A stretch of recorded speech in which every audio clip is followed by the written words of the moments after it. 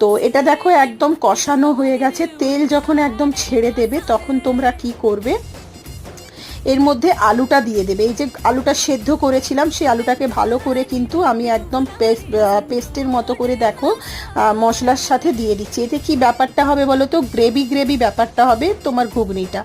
আর তার সাথে দেখো এই যে সেদ্ধ করা যে জল ছিল তার মধ্যে মটর, এটা ভালো করে দিয়ে দিলাম, পুরোটা সেদ্ধ হয়ে গেছে একদম, মটরগুলো কিন্তু গোটা গোটা আছে, একটুও তোমার ভেঙে যায়নি বা ঘাঁটা হয়ে যায়নি।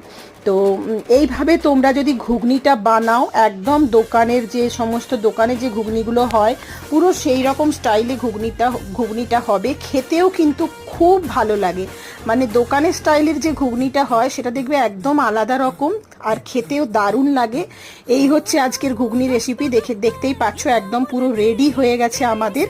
আর রাতে ছিল আমাদের ঘুগনি, তার সাথে কিন্তু লুচি ছিল। তো আগে